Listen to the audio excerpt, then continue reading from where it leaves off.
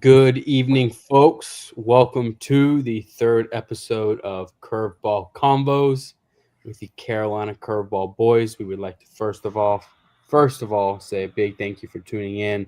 I know some people are watching the Four Nations Cup right now. I know all of us were before this. And if you are watching it while watching us with the two split screens or two TVs, thank you very much for tuning in for sure. Now, boys, we just had our first midweek madness. And boys, let me tell you, it was absolute madness. I mean, there were upsets across the board. There were scores we were kind of looking at, like, what are we doing? Like for like the first one I'll kind of talk about is what Tennessee did to UNC Asheville. Asheville fans, I'm very sorry. That was not ideal. Giving up 3 touchdowns through 6 innings just was not the best. And then some other interesting scores. ECU Campbell, interesting one. Liberty NC State, another tough one. And then honestly, one of the best games of the night was the Heels and the Wildcats down there on the Bosch. That was a great back and forth game, and really can't wait to get into that discussion with the boys tonight. And with that being said, I will introduce the boys tonight. We have a familiar cast tonight. Colby is back with us tonight after a break on Sunday. It's good to have everyone back. I'll introduce Braxton, then Reed, then Colby. Go ahead, Braxton.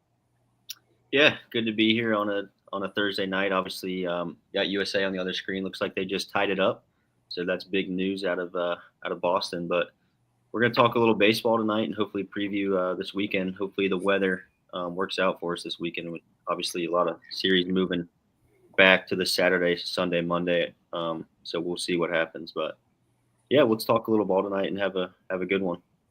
Reed, what's going on, sir? What's going on down there in Tobin Town? Yeah, a lot of upsets Tuesday we'll get into here shortly. Looking forward, though, to a fascinating weekend slate coming up, though. Colby, what's going on, man? Yeah, it's good to be back. Hope everyone stayed warm and inside off the roads the past day and a half. It's been a wild winter storm in the Carolinas. Ready to talk some baseball tonight. Yeah, for sure. And as you all touched on the weather, I just kind of want to, first of all, say I hope everyone has stayed safe through this. I hope everyone has had the opportunity to maybe go out, have some fun, go sledding, go run with your dog in the snow. I know Reed Tobin went sledding today for about 3.5 hours, so I hope everyone else did that. Maybe made some snow cream, maybe had some fun. But first of all, everyone be safe and don't eat the yellow snow. That's all I have to say about that. So as we kind of start our discussion tonight, I would like to start off with talking about all the midweek action that happened on Tuesday, and then the standalone game versus the Royals and the Cox on Wednesday. Just that was really just kind of a strange game because if you turned it on TV, you could see the sleet coming down sideways, and they just kept on playing. Very interesting down there in Columbia. But I'll lead off with you. What were your major takeaways from Tuesday, the first midweek madness action? Yeah, I'm gonna start with in Greensboro. Greensboro blanking Wake Forest. Obviously, Wake was coming off such an impressive opening weekend, but you got to think Wake's probably done scheduling Greensboro first midweek of the season. Last year they lost to them, but the Greensboro pitching was phenomenal on Tuesday night. They gave up 2 hits. Noah Chapman started the game, 7 Ks in 5 innings, 1 hit allowed. Then Danny Thompson Jr. finished the game off, 4 innings, 7 Ks, 1 hit. Just to shut down that Wake lineup was very impressive.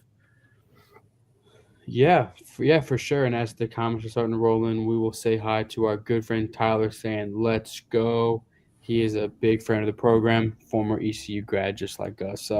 Colby, your thoughts on the midweek action? I know you were working for most of it, but just kind of what are your quick thoughts of the first midweek?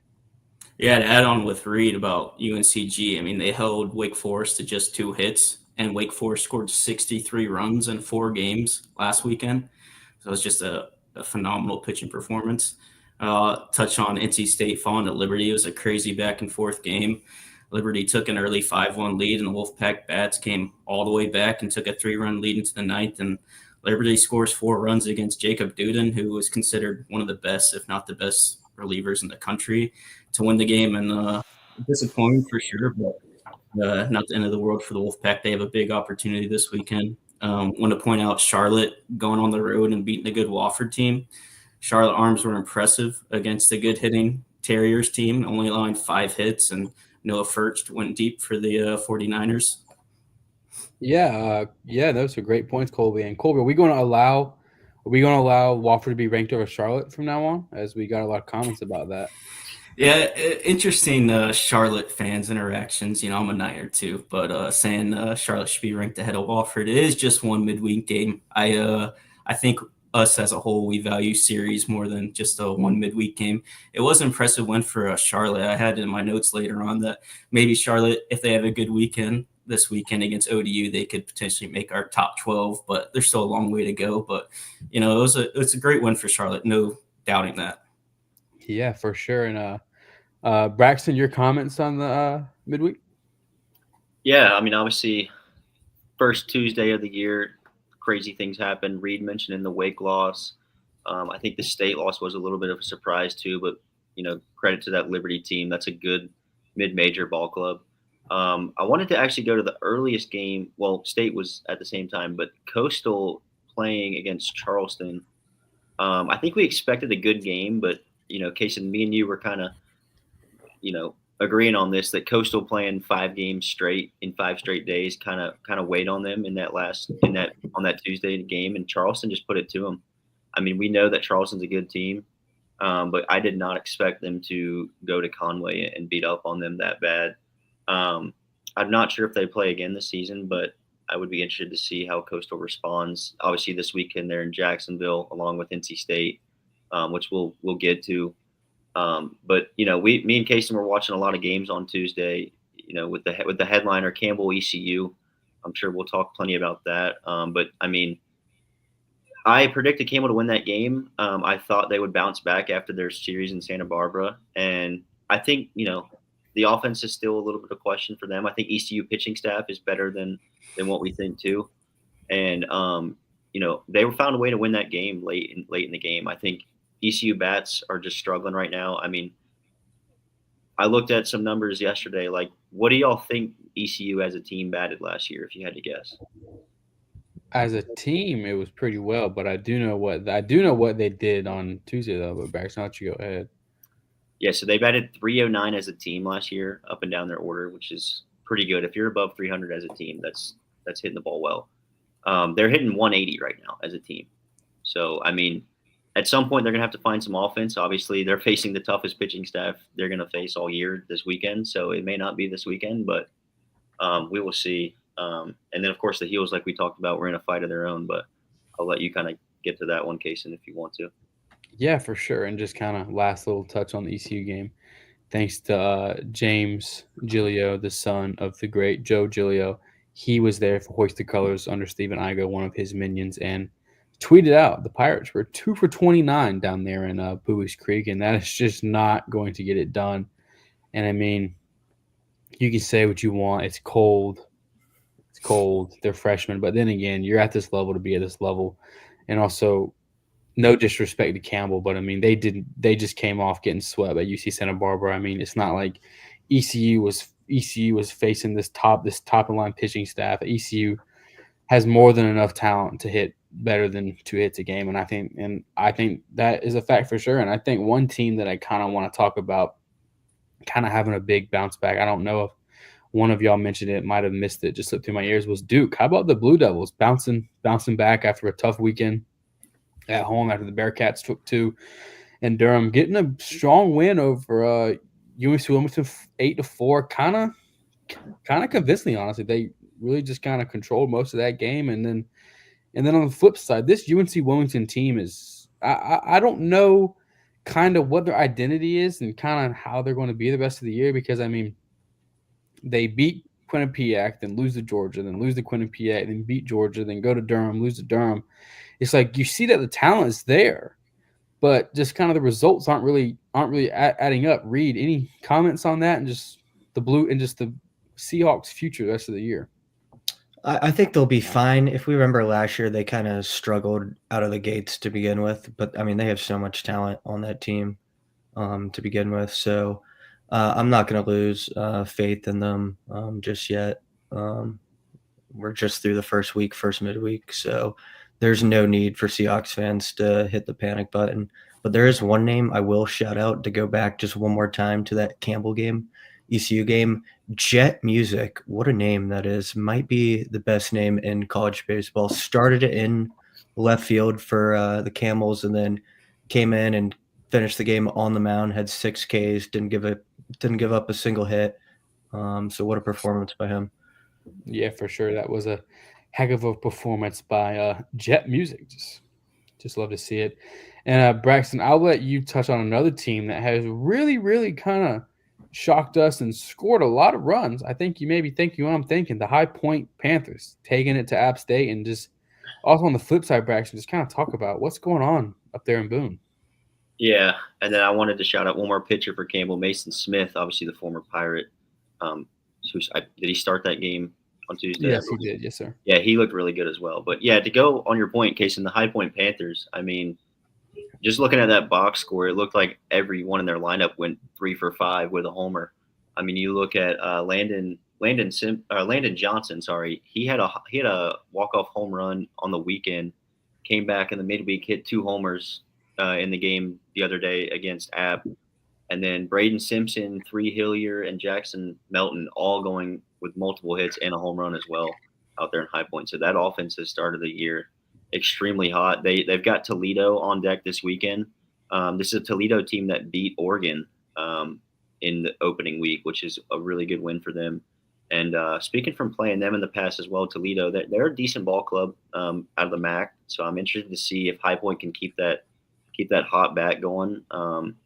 I think they will. I think this is a team that they just cracked into our top 12, and I think they're going to want to stay there. And I think they're going to want to build on that regional appearance last season and keep going with it. I mean, they lost a lot, like we talked about in the first, in the beginning of the season, but they look legit again. So I'm impressed. Yeah, and another team I want to touch on that has impressed us thus far. I know their record doesn't say the part, but I would definitely say if you watch them, you'll be like, that's a pretty dang good ball club, and that is the Elon Phoenix. I mean, just talk about what they did last week going down to College Station, kind of taking it to them. I know they didn't win a game, but I mean, they took it to the Aggies and then come home back to Elon and win 16-3 over a solid Presbyterian program. I mean, I'm just really proud of that Phoenix team. I think a lot of people didn't expect that, but I mean, they do have some solid players. They're led by Kenny Mallory, Vanderbilt transfer. He's just been a heck of a player for them, and just really kind of looking forward to what they have going into the future. Colby, any last comments on the midweeks or anything you got to say? Yeah, just going into High Point, and Braxton touched on it. They had 20 hits as a team, including 5 homers. I mean, that's going to get it done. They keep that up. They're going to be top dog in the Big South for sure. Yeah, for sure. Reed, any last comments on the midweek before we move on? No, I mean, I'll just add, midweek, you don't know what you're going to get. It appears every single week in the Carolinas, something crazy is going to happen. So, I mean, it's builds into an exciting weekend here coming up. Yeah, for sure. And as we kind of look ahead to some top series this upcoming week, I will say though the series this weekend are not as electric as they will be kind of in the future, which is kind of a bummer. I know that our top 5 series of the week are not absolutely the best on paper, but there are some solid series. If Braxton, you want to pull that up, I know that the headline series is ECU and Campbell, which is going to be an absolute just cinema. I'm just really looking forward to that series, as we have Brandon Sfincy in the chat saying, how is this guy wearing a USA hockey jersey and talking baseball? It's called multitasking, putting on for the country and putting on for our brand. Thank you, Brandon, for watching. Appreciate that. And just to kind of touch on that with the weather, if you don't know already, the ECU UNC Chapel Hill game tomorrow in Greenville has been moved to Monday. That is going to be a big time match in Greenville in Monday. Reed, your comments on that being moved because of the weather. I mean, I kind of expected that. I think I texted y'all earlier today. I was 2 years ago, the same thing happened where they had to move the game in Greenville to a later date. Thankfully, they can just finish the series though up on Monday. Yeah, and I know that us four will be going. I know that three of us have ties to programs. Colby, who are you? What are you gonna be wearing? Who are you gonna be cheering for on this weekend? I didn't get to make it to a game last weekend. Was busy, so state's out of town this weekend. So I figured I'd come along. I haven't made a decision of who I'm cheering for. Maybe it's whoever pays for the first beer. Will get my alliance for the game. Oh, okay. Okay. We have looked at the weather forecast. It's going to be a little cold, so Kaysen might have a little surprise. There might be a little snake in his boot, maybe a little liquor in his boot to kind of keep us warm, which will be a big one. As Mister Money Matt comes in and says cancel the series. I assume he's talking about that for weather purposes only. As Dylan says, sorry boys, Four Nations is on. Trust me, I know I have a TV in my room. It's on right now too as well. I think other boys are too. And just kind of before we touch on these five series, as Davis Whitley hits up in the comics, the Jacksonville Classic this weekend is in Jacksonville, Florida, of course, and faces Ohio State, Alabama, Coastal, and NC State. It's kind of like a round robin, I'd call it. Down there in Jacksonville is going to be a lot of great baseball played. Colby, as kind of our state guy, what do you kind of expect this weekend down there in Jacksonville, and what would you say would be a good weekend for the Pack? Yeah, I'm really looking forward to it. I think I know Ohio State got swept at Arizona State last weekend, but the games were all close. I think Ohio State's program on the rise with the new coach. Alabama, they're in the SEC, so they're good. And obviously, we know NC State and Coastal, two really good teams. So for a successful series for State, taking two. I don't know which two, but you take 2 out of 3 down there. It's a successful weekend, in my opinion. Yeah, we will have our eyes on that closely. That can be found on D1 Baseball's website, where you can stream it there just by a monthly membership from there, and you'll be able to watch it. Sadly, it's not on ESPN Plus or ESPN platform, which is not free to watch, but I assume everyone nowadays has ESPN Plus, so it is free in my book, honestly.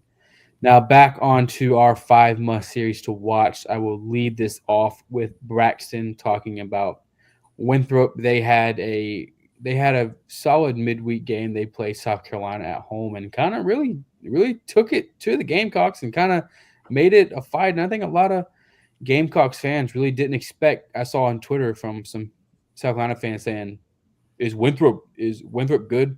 Yes, they are. They are a solid program. They're going to be coached well. They have some players, and I'll kind of let Braxton take it off. Yeah, no doubt. They definitely kind of gave South Carolina a scare, as Queens did last night as well. I wouldn't say a scare. I think South Carolina felt in control of both of those games. Probably Queens a little more so, but Winthrop definitely. I knew they'd be in that game. Hosting South Carolina at their big giant mid-major stadium was a really cool experience for them. But I knew they'd come ready to play, especially off of a weekend sweep against Merrimack. But South Carolina, give them credit to kind of take that game there late in the late innings. Talmadge LaCroix had a big hit, which I know Gamecock fans love him. He's behind the plate this year, which is interesting. I didn't even realize that till that game. But they got Villanova coming in this week. Winthrop. I don't know much about Villanova. I did see they had like a tight game with Virginia down in Puerto Rico. Were they in Puerto Rico? Yeah. Yes. Yeah. So I think they're going to be a decent ball club. Winthrop's running the same 3 arms out there that they ran against Merrimack last weekend. So I expect them to bring the bats again and probably win the series. I won't. I think we're not going to give away our picks, but I think most of us will be wanting Winthrop to take that series. So we will see what happens in Rock Hill. Yeah, for sure. It's going to be a series we're going to keep our eye on for sure. Next, ODU at Charlotte. I know that ODU in the past has not been kind of what you'd expect from a Sunbelt program, but I definitely think they are getting better year by year. And this week they travel down to Charlotte. I will pass it down to our other correspondent down there in Charlotte. Colby, what are your kind of what's your kind of preview for the series and thoughts going into ODU and Charlotte? Yeah, Charlotte has had a good start to the season so far. Split with Northeastern, turned out to be a 2-game series because of the weather last Sunday, and now they have a good test against ODU after beating Wofford midweek. ODU got swept at Georgia Tech last weekend, but if you look at the box scores and all the games were close, so this will be a good test. I think it's going to be a good series. Looking forward to seeing how Charlotte plays. Yeah, for sure. Really kind of looking forward to see what they do this weekend versus a pretty solid ODU club. And Colby, if Charlotte can kind of win this series, are they in the top 12 or are they sneaking from the outside? I think if they win this series, they'll be in my top 12 for sure. Wow. Well, 49er fans, thank you for the support, and hopefully you're in our top 12 on Monday. Our next series is Asheville at Wilmington. I definitely think this is a big bounce back opportunity for UNC Wilmington. And on the flip side, another one of our in-state programs is UNC Asheville. This is an opportunity for them to kind of make a statement and add another series win. I mean, didn't they win their series this past weekend? Because they are 3-1. They swept Fairleigh Dickinson. Yeah, so just on the flip side of Wilmington getting a bounce back, you can also look at UNC Asheville and say, hey, they can kind of make a statement here in the Carolinas, and hey, let's say if they sweep or win the series versus UNC Wilmington, they'll definitely be getting a look at the top 12, don't you think, Reed? Yeah, without a doubt. And kind of look on the flip side of that, Reed, what do you expect from Wilmington this week coming back?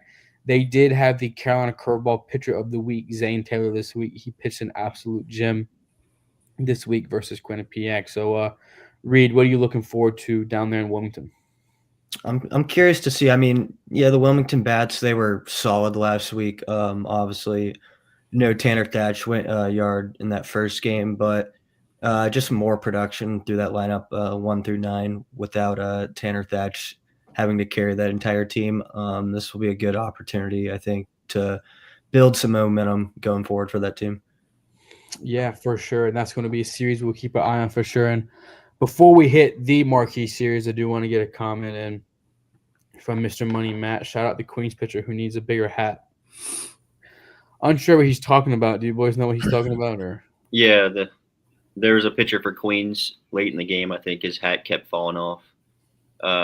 So they were on him pretty heavy. You could hear all the chirps because of the weather. There was almost no fans there. So on the broadcast, you could hear the Gamecock dugout giving him a little chatter for sure. they probably said this one to get a bigger head. Kind of I think they started with give him a smaller hat, and then they went to give him a bigger head.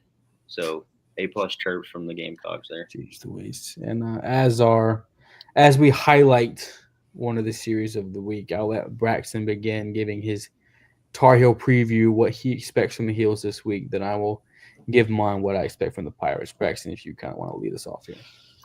Yeah, so I expect the Heels to come out strong. I think for me the biggest thing for them is to show what they can do with the bats this weekend. I think we've seen the arms, we've seen the pitching staff, but I think they need to take advantage of some of these younger arms that ECU is going to run out there. And some of these guys have got to start to swing it. Gavin Gallagher being one, he finally got off the board with a hit in the midweek. Luke Stevenson had a great game against Kansas State. I think he had 3 hits. Couple of big RBIs late in the game that ended up being the difference. But I expect them to run out the same arms as well. I mean, obviously, DeCaro you're going to get probably on Saturday now, game 1. And I expect those freshmen that threw last week to get some meaningful innings in this series. McDuffie and Lynch and those guys. Seagraves threw the other night. But Mateus was an interesting one, too. He kind of gave up a couple runs against Kansas State. I was surprised that they ran him back out there for the 9th. But I expect him to pitch in some capacity in this series. I think that's pretty much a given. But, I mean, look, last year these rosters were much more even. I think that the key to this series is Carolina's got to know they're better and they've got to play better. ECU is going to have, in my opinion, going to have to do something to kind of cause havoc, whether that's play a little small ball, make Carolina make some plays. Because I think if you just play 3 games of baseball straight up, you're going to lose the series because the team across the dugout this year is probably much better, in my opinion. So it's going to be an interesting one. I know ECU, this is probably the biggest series of their season usually, and likewise for the Heels too. I mean, this is a big in-state game for them as well to kind of set the tone for their season, and really take control of the state and what they're going to end up doing in the ACC as well. Yeah, Braxton, and as I get my kind of preview and read, I'll let you chime in at the end. It's really a treat to kind of have this early in the season, our second week of the college baseball season, and we have this. Yes, I do think that we would like better weather, I think for sure, but that's out of our control. Mother Nature is undefeated, and just kind of to Braxton's point, I definitely do think the Heels definitely have more talent than the Pirates this year on their roster for sure, no doubt about it.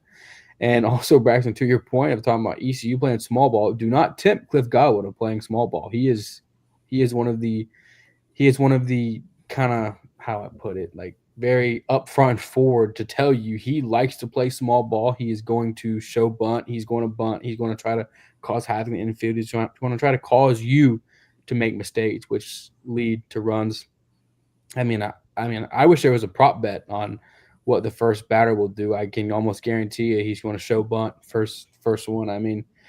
Just kind of how the Pirates roll, and honestly, all the ECU fans around the country get so mad at Cliff for doing it. But I mean, he's won 40 games how many times the last couple of years? Been the host of how many regionals?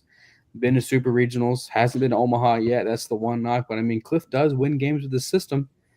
And I'm kind of looking forward to see what he does this week in Durham, Chapel Hill, and Greenville. We're looking forward to this series.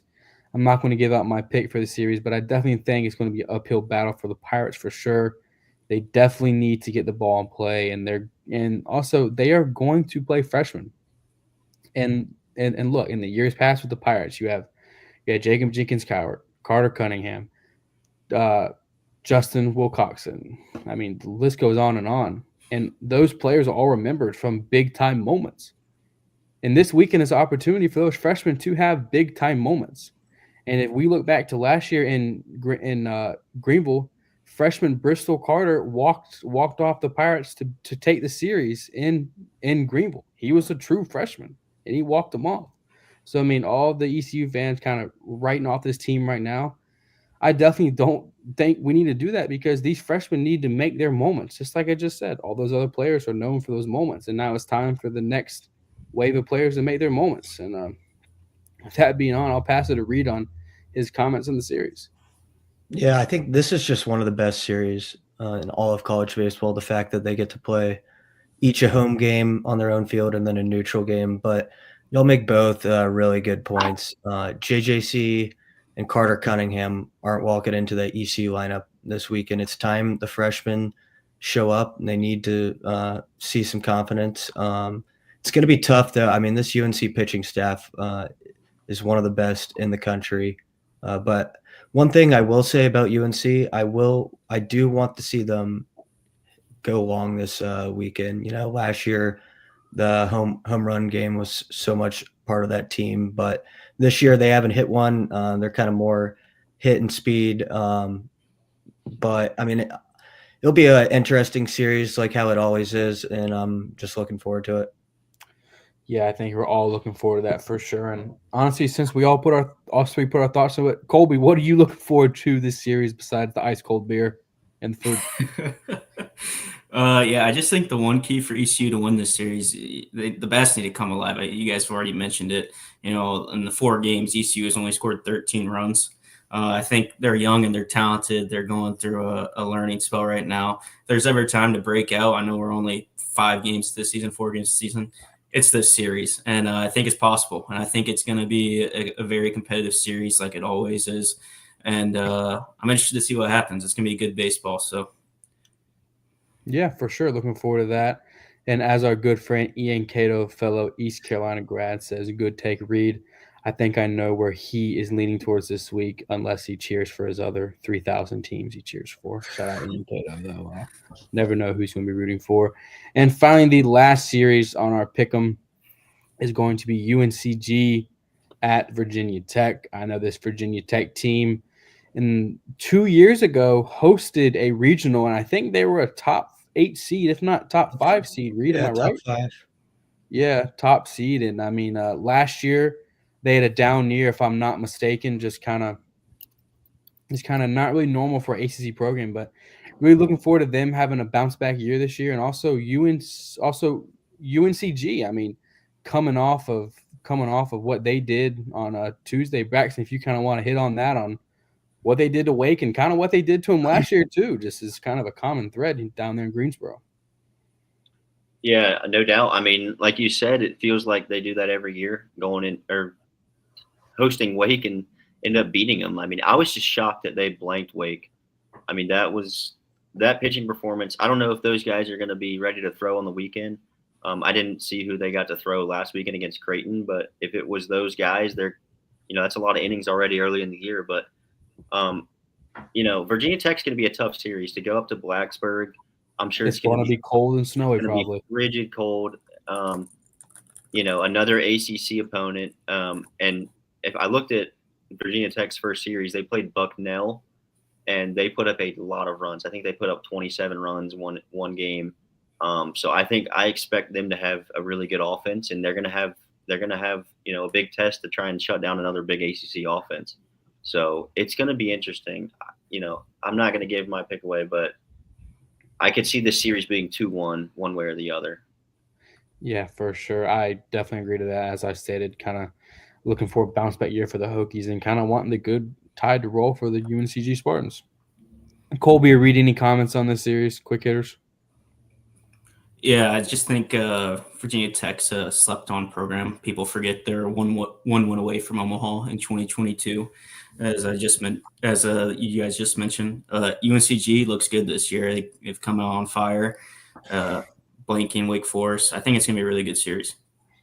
Reed? Yeah, I think those are all good points. Curious how can Greensboro keep the momentum going from Tuesday against another ACC team? For sure. And as we get a major friend of the program, Stephen Igo from Hoist the Colors from 247 Sports. Let's go, fellas. Think UNC gets it done, but still expect a good series. He says the Pirates find a way to take one. Stephen, kind of curious, what do you guys want to do on a Monday? Kind of Stephen, Scott Lorbatch, and Jonathan Wagner have their own show called Ducks on the Pond on Hoist the Colors YouTube. Can also be found on Twitter every Monday at 9:00. Make sure to tune into that if you want to hear about ECU baseball. They also talk baseball around the country too. Great content there from Stephen Igo and the boys. Stephen, what do you guys want to do on Monday? You guys want to do a live show from Clark LeClaire, or where are we going to go? Stephen says we're going to do Monday night. Think may get pushed back for a late night start. If you do a late night start, you should do it live from 5:19. If the Pirates win the series, must do the show from 5:19. Reed, would you be down for that? Yeah, that's a must, Stephen. Yeah, for sure. And Reed Tobin, who will be in New Bern that day for work, are you going to make your way up Monday for that game? I'm going to see if I can make the trek up. It's only an hour away, so fingers crossed. Yeah, for sure. Jason, it is interesting that with the series getting pushed around, that ECU gets the rubber match possibly now. Yes, home. For sure. Yeah. Kind of like last year. And I do think that is favor of the Pirates, thankfully, considering the circumstances of both teams so far. As Steven says, only if y'all are all there with me, hashtag 519.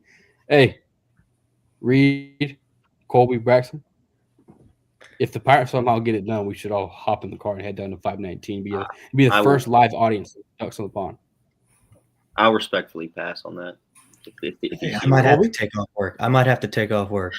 We'll see, though. Colby? We'll see. Well, Reed, I know me and you will keep it in the conversation for sure. Steven, first ever live audience. I think we can do that for sure. Okay, boys. Let's get back on track here. But just like we kind of talked about, these are our 5 series to watch. Be kind of on the lookout for our pick'ems tomorrow. Just like I said, we're going to be doing a weekly pick'em every week of 5 games or 5 series, excuse me. And let us know what you guys think about those. Let us know if you guys want us to add more games or maybe add some midweek games. Just we're open to all suggestions. We want to give our followers the content that they want to see for sure. Now, next, as we go into the weekend preview, let's kind of touch on some more series, the rest of the weekend that we kind of want to talk about. Braxton or Reed, any series that stand out to y'all? Braxton, I'll let you start it. Oh, okay. Yeah, I was looking at a couple. I know Upstate is having and Presbyterian are having like a little Spartanburg Classic where they're playing Bowling Green and Lemoyne. So interested to see how that one goes. I think Upstate has 2 games against Bowling Green and Presbyterian has 2 games against Lemoyne, and then they'll flip flop. But one other one is Campbell. I want to see how they do in their home opener. Series home opener against Ryder. I think Ryder is this is their first game of the season. So they did not play last week. This is their first test heading to Bowie's Creek and teeing it up against the Camels. I expect the Camels to come out, kind of build off that energy from Tuesday and hit the ball a little better, kind of show that, we may have lost our first series to a really good Santa Barbara team, but we're here to play this season and be a contender in the CAA. And then the only other one I would say I want to touch on is the Clemson Invitational is happening this weekend down there. They did not play a midweek. Their game against Presbyterian got moved. So they are hosting VCU and A&T down there in Clemson for 2 games apiece. So I am looking forward to watching them play again. Obviously, one of our top teams in the Carolinas. We have them at second right now in the power rankings. But I'm interested to see how their arms and bats do all weekend long. Yeah, for sure. And it's kind of, as we see early in the season, you'll see a lot of these kind of teams and stuff host these little round robin things or go to these places to kind of host like the Jacksonville Classic. And last week, what did Clemson play in? Was it I forgot. Shriners Children Open, I believe is the name of it. Played in that. We're going to see that. And then next week, the Pirates play in the Clark Clair Classic, right, Reed? Correct. And versus the Hokie squad we were just kind of talking about. And as our really good friend Patrick Allred, former roommate at ECU, says, how do y'all feel about UNCG VT? Just to kind of touch back on it, Patrick, we think it's going to be a really good series. I know you were at the UNCG game versus Wake Forest on Tuesday and saw a great game from the Spartans, great outing as a kind of continuation from last year's midweek as kind of interruption here as USA scores. If you Let's go. USA is now up 2-1 in the Four Nations. So just kind of a quick little live update there. Oh, what a goal. Very nice.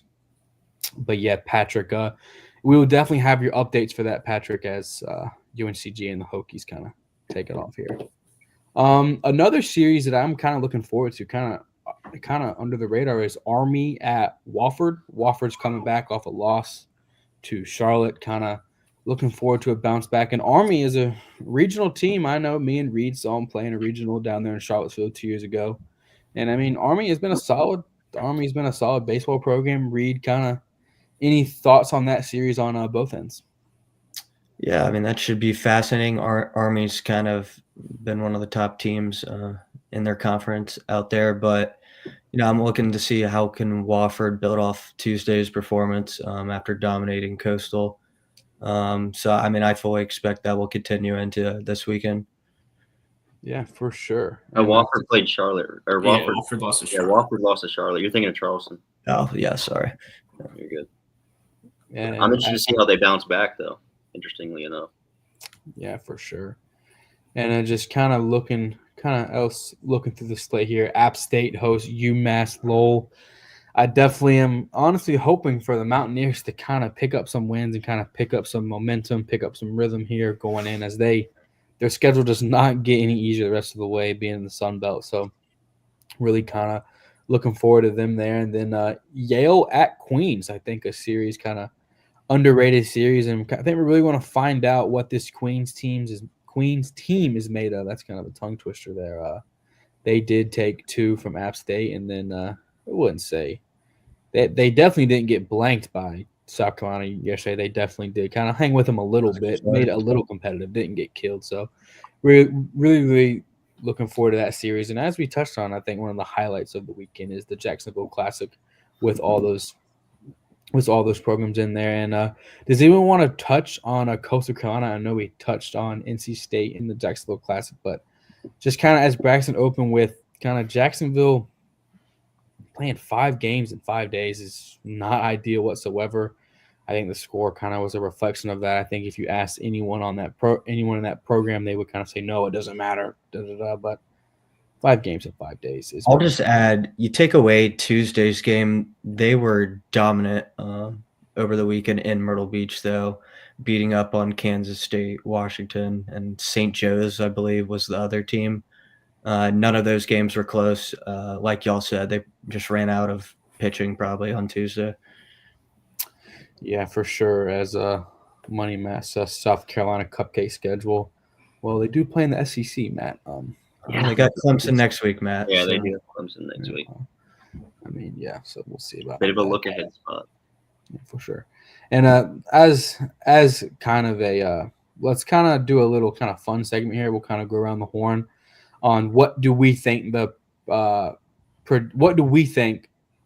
through 4 will be in the Jacksonville Classics, and 1, 2, 3, 4 who will have the best record from 1 to 4.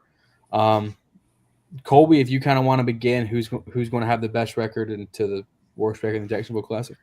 Yeah, it's tough. I think the Sunday game between NC State and Coastal Carolina will probably determine 1 and 2. I think there's a good chance they both go 2-0 and going into that game. So I'll lean NC State 1, Coastal 2, probably Bama 3, Ohio State 4. 3 and 4 could be switched to. Yeah, it's tough. Yeah, and I definitely think first-year head coach from Campbell, was it Chris Marks? Is that name? Yeah. What's his name? Chris Marks from Campbell. Looking for them to get their first win of the year. I definitely think they have a pretty tough schedule to start the year. I mean, going down to Jacksonville after getting swept to Arizona State is definitely a tough one for sure. So, Colby, you do not have the Buckeyes getting their first win in Jacksonville. They could. Yeah, I think they could beat Alabama, I think. Yeah. And to Colby's point, the one Carolina's matchup is the kind of cap of the weekend on Sunday, the last game, set for 2:30, but it'll probably get pushed back because you never know about the first game and also kind of the D1 baseball schedule. And that is really a treat that we have, that there's a good opportunity for both those teams to be 2-0 going into that game. And if that is the case, I know these 4 sets of eyeballs will be tuned in on that for sure. Reed, what are your predictions for the Jacksonville Classic? I'm going to go Pack at 1. I think they'll bounce back this weekend after the disappointing end to their game on Tuesday night. I'll go Bama 2, Coastal 3, and then Buckeyes at 4. You don't have the Buckeyes getting a win either? I do not see it from Marks, unfortunately. Wow. I think it's Hare. It's Coach Hare. Chris Hare, sorry.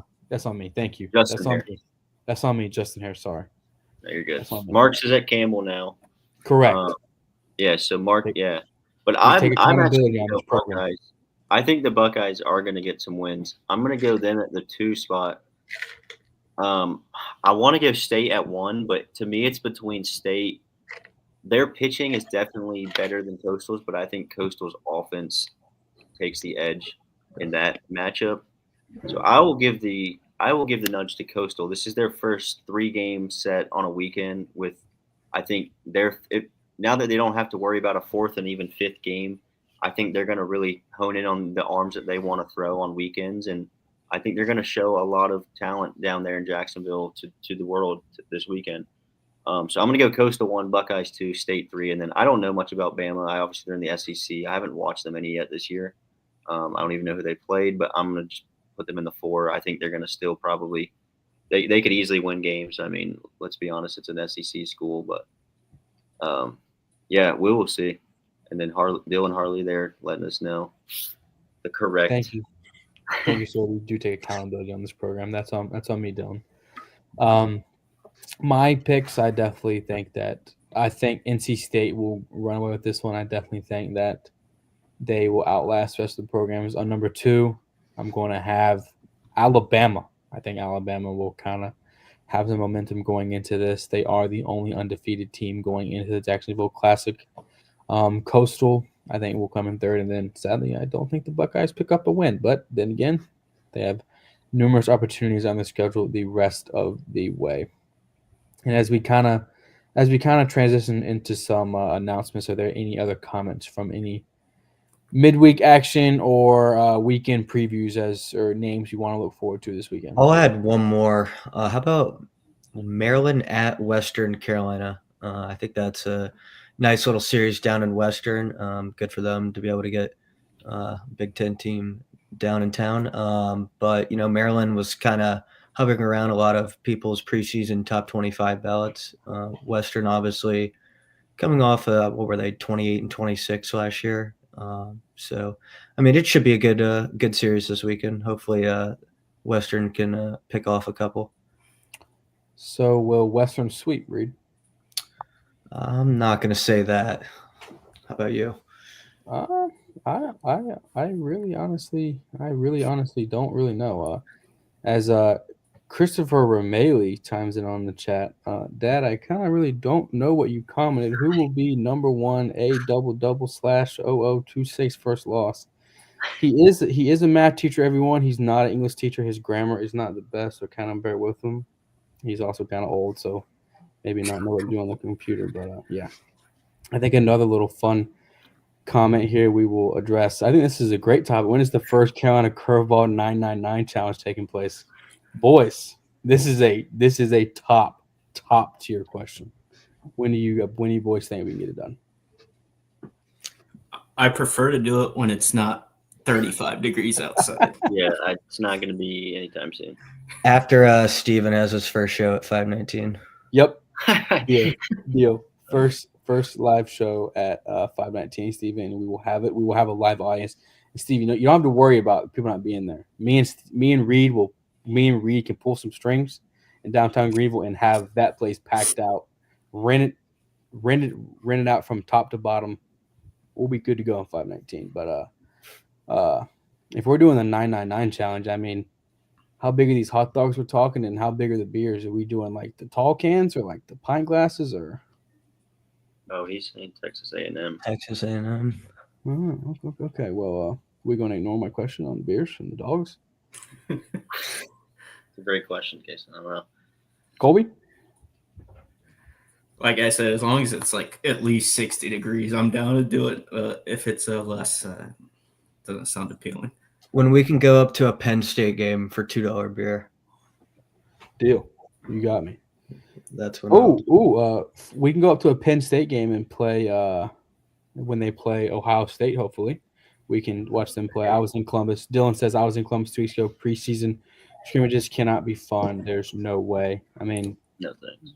Yeah, no shot. Yeah, so maybe we can go up there for a nice one. And as Christopher O'Malley goes back in, who will be number one Texas A&M's first loss? This is outside the Carolinas, but we will address it because it is one of our comments. Who do you guys? Schedule. Yeah, can someone pull up Colby? You got A&M schedule pulling up here?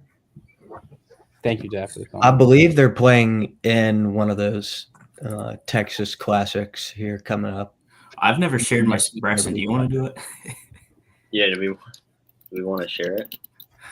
Yeah, sure. Yeah, a little 2-minute segment. I'm interested to see their schedule. All right.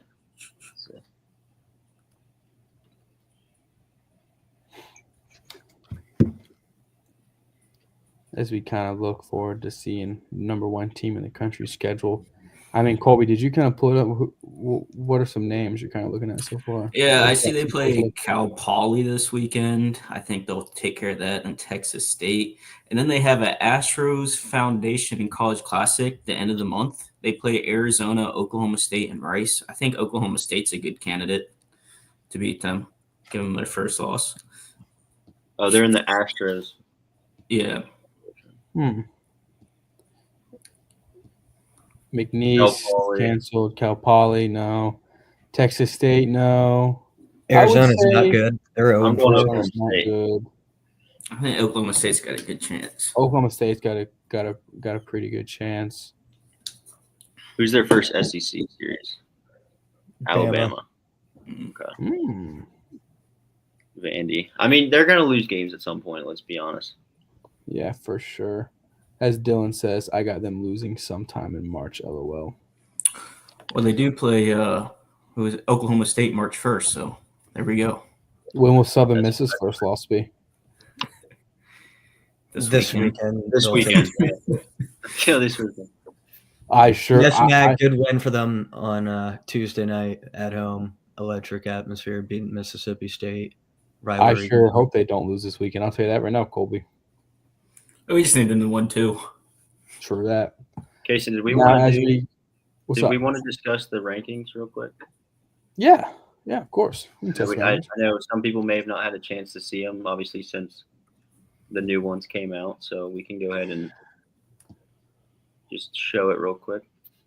Yeah, This for is the sure. new And for those who are new to the program, we do a weekly Carolina Curveball power rankings of the top 12 programs in the Carolinas. These were our week 1 power rankings after the first week of the season.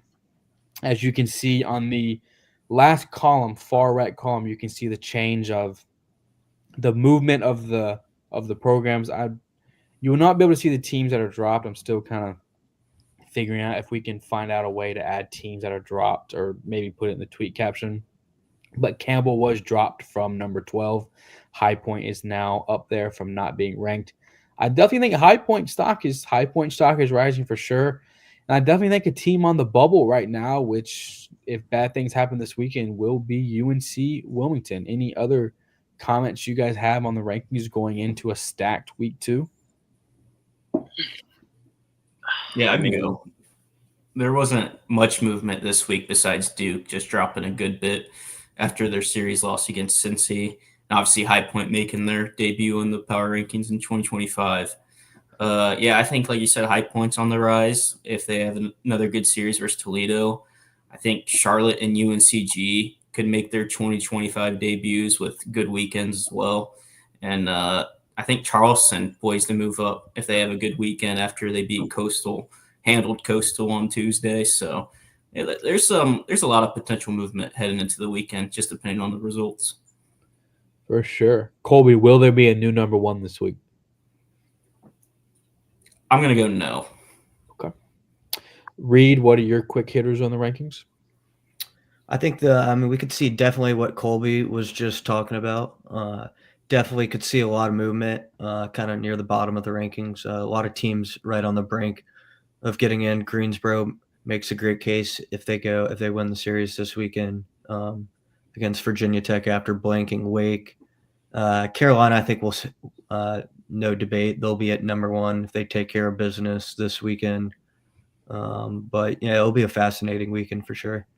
For sure, and I definitely agree with you for sure. Braxton, comments on the rankings after some midweek madness going into week 2?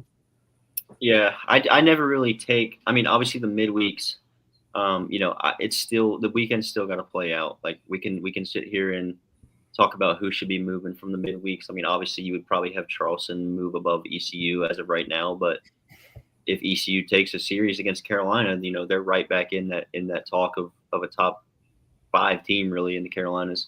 But yeah, I expect some teams on the bubble. Greensboro for sure. I think that's a good shout from Reed. If they take another ACC team down for a couple of games, I think they've got a really good argument to be in there. Charlotte as well, big win against Wofford. If they look good against Old Dominion, I mean, they didn't have the luxury of playing their 3rd game against Northeastern. If they win that game, we're talking about them a lot more, I think. Or if that game gets played and they win, I think we're talking about them a lot more. It's going to be really interesting. I want to see how Duke plays too, how they bounce back. They're playing again at home this weekend, so they need to show me that they can be dominant against a team like Cornell. And obviously they beat UNCW in the midweek, but I think they need to really show that their weekend arms are good enough to get it done and kind of have some dominant wins, because that's what we expect from Duke, from this team, from Coach Pollard and company over there in Durham, and we want to see it. So I expect South Carolina to move up as well, because they will sweep again. They'll be at 8-0, I assume, and I expect them to be moving up next week. Yeah, for sure. And kind of how you touched on, we might have a big conversation coming up on Sunday, because let's say if Charlotte sweeps Old Dominion, and then let's say UNCG takes a series versus the Hokies coming off a win after blanking Wake, and then let's say, does High Point play this weekend? Yeah, Toledo. Yeah, so, and let's say High Point beats Toledo. I mean, what are we doing for 11? Well, I think in that case, Wilmington would probably be out with 3 losses now. But even if Wilmington sweeps their series, Still have the Georgia win though. so still has arguably the best win on the board. Yeah, Wofford could. It depends on what they do this weekend too. Yeah. That's why we got to let it play out. Yeah, it's tough. That's why we got to let it play out on the field. Yeah, for sure. And I'm honestly looking forward to that conversation if it does happen, because that would just go to show how good the talent is in the Carolinas, and that's kind of what we're here to do. That is our purpose for sure. Boys, any last comments on the rankings before we move into some big announcements? I don't think so. No, none. Okay, I will pass on that, and I will start off with the first announcement. I will pass it to Braxton for our second announcement, and then I'll kind of wrap up with some things. But our first big announcement are, if you're unable to catch the whole podcast tonight, the whole show tonight, or our previous 2 shows, you can now find them on Spotify. It will now be linked in our bio, or you can look us up on Spotify. Curveball Convos by Carolina Curveball. They will be posted each night that we do a show. So tonight after this, I will post it to Spotify, and also I'm pretty sure I'll tweet it out after tonight. We will also now have a link tree in our bio, which will have all of our links, including our Instagram, our X/Twitter, YouTube, Spotify, and now passing it over to Braxton for our next big announcement. We will officially launch it tomorrow morning, but this has been in the works for a good while, thanks to our good friend Dylan, who's in the comment section. He has put in a lot of blood, sweat, and tears into this, I'd say, and kind of made this happen for Carolina Curveball, and we're really excited about where this can take us. So, Braxton, I'll let you lead off with this. Yeah, as Kaysen said, we've been kind of working on a way to get the fans and followers more interactive, more involved. So we have started a Discord. Dylan Hartley has worked really hard to help us out with that. He's got some experience with that. I don't think any of us have real experience with Discord, but we're figuring it out as we go, and we're real excited about the way he set it up and kind of how it can be for everyone to be interactive. And it's basically a big old chat feature where we can kind of talk and put our graphics in there, have discussions, and there will be instructions on how to join our server tomorrow on our X page. It will be posted in the morning, along with the Friday slate and our pick'ems. So big day tomorrow. But yeah, it's going to allow us to you're going to answer some questions about the teams you support, your interests. Are you interested in sports betting, things like that? And it's going to place you in different channels based on that.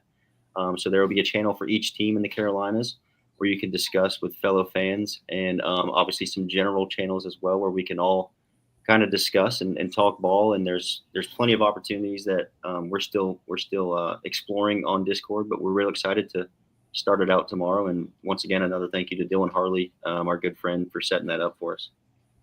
Yeah, and kind of an emphasis we kind of want to put on it as of right now is it's kind of going to be like a message board. Honestly, we're going to have different kind of channels. You can talk about power rankings. You can talk about your hot takes. You can talk about general stuff out of the Carolinas baseball. And then for each program, it's going to have their own channel. So as soon as you kind of log in, as Braxton alluded to, it's going to ask you what programs you support. So let's say that you click on there and click Charleston Southern. You'll be then placed in Charleston Southern's channel with other Charleston Southern fans if they choose to join. And then you can then talk to them about the game, about players, about storylines, talk about media, post-game, stuff like that, and kind of get all your information there. And we're going to be constantly posting in the Discord updates. All of our social media posts will be on Discord too, so don't worry if you're not on Discord, you can definitely still see our stuff on social media. We're going to continue to post stuff on X/Twitter/YouTube/Instagram, and now on Spotify. But now Discord is another great platform that we just cannot wait to use. And as we said, we are not experts on Discord, but we definitely know what we're doing on there for sure. And just to kind of say this, if you do have any questions about Discord or how to do it, feel free to DM us on the Carolina Curveball account. We will be sure to answer any questions you have. And if you don't want to DM the Carolina Curveball account, you can DM me or Braxton. Our ats are in our little thing right here on the screen, at Kaysen R11 and then at Brax_Bodorf. So just feel free to ask us any questions if you have questions. We are more than happy to help. We want this to be a nice kind of family community for the Carolinas because, I mean, talking ball is what we love to do. That's why we're here tonight. That's why we just went over an hour talking about it because we love it so much. And kind of really, really looking forward to that. And the last announcement that I have, not going to talk too much of it because I'm still kind of working on it, but it's been a work in progress for a good while now. We are doing our website launch. We are working with some people to get our website launched. It's going to be very nice. Have some things in the work where it's kind of going to be our one-stop shop for everything. You can find all our socials. We're going to start writing articles on there, having game notes, having post-game video on there. Our interviews we're going to start doing soon will all be in one-stop shop. But kind of just like I said, really want to put an emphasis on the link tree we then now have in our bio, where it's kind of our one-stop shop for everything. So we kind of cannot wait for that to kind of get launched tomorrow morning. And just like I said, tonight after I post this, after I finish wrapping up this will then be posted onto Spotify so you can listen to it. And if you are listening on Spotify right now, thank you very much. We appreciate it more than you know. As Steven Igo says, Carolina Curveball making big moves. Thank you, Steven. As I alluded to last week and on your show this week, this would not be possible without you and your guidance. So, sir, thank you. You're a part of this too. Boys, any last comments on the exciting news or comments going into the weekend? Bring your Snuggie to the park this weekend. It's going to be chilly. Hot chocolate, There will be some ordered this coffee. Looking forward to seeing everyone in Durham for sure. I know Steven said he'll be there as well. Is that right? Yes, Steven is going to be there. I'm like 99% sure. He'll be coming in from 5:19, so I don't know what time he'll be in there because he'll be having a late night Friday night because now there's no game, so he'll be coming in late. Also, another thing on that, if us four will be at the Deep App on Saturday, watching the Heels and the Pirates play, and if you see us, please come up and talk to us. Please come up, say hi, hang out with us, say hey, we watch your podcast, follow us on Twitter. We would love to talk to you. We want to interact with as many of you as possible. As Steve and I go kind of responds to my statement here. I'll be there, not in Chapel Hill. Can't show my face there. Oh, well, I guess Steve is not a fan of the Bosch, even though the Bosch is top tier, nice in hospitality too. But Colby, any last comments? No, I'm looking forward to this weekend. There's a lot of good ball. Looking forward to being with you guys at the DBAP. Don't know who I'm cheering for, but it's gonna be fun. Thanks for everyone in the chat. Love all the comments. Love interacting with everybody. Thank you, Steven, for everything. And ready for some good baseball this weekend. For sure. Reed Tobin, how many flash you bringing in on Saturday? Oh, 0. Your focus is just on ball? Ball all day. Okay. But we'll see what I pack in my boots. Oh, okay. Braxton, your last comments before we head down. I'm excited to watch this third period coming up. Oh, yeah. Oh, my gosh, it's 2-2. 2-2 game, so I'm ready to get off here and cheer for our great country. Yeah, and as we kind of look at our last comment, been to Bosch too many times, letting interns go. It's a great place to watch a game for real. Me and Steven went last year. If you have not been to the Bosch, it is one of the best ballparks in the country for sure. I would put it up there with one of the best in the Carolinas, no doubt. But yeah, just kind of here. Oh, also shout out Brady Thomas and James Gilio, the interns that have been going. Shout out those are our guys, big supporters of the program as well. But as I kind of wrap things up here, once again, thank you all for listening. If you are still listening to this, if you're listening on Spotify, thank you for letting us start your day. If you're driving in to work in the morning or driving home after work, I hope you had a great day at work, or hope you're going to have a good day at work in the morning. So thank you, everyone, for watching, tuning in. We have some big things planned for Carolina Curveball. Once again, we would not be where we are without each and every one of you watching, listening, following, liking, retweeting, subscribing. We are very grateful, more than you know, and really looking forward to seeing where this can take us. And you guys are along for the ride with us. So With that being said, thank you guys. Have a good night. We will see you Sunday night if you don't catch us Saturday at the DPAP Sunday night for our weekend recap. We will recap all the games that happened this weekend with storylines, highlights, and just kind of having like a little roundtable discuss week 2 of the college baseball season 2025. And with that being said, good night, everyone. Go America.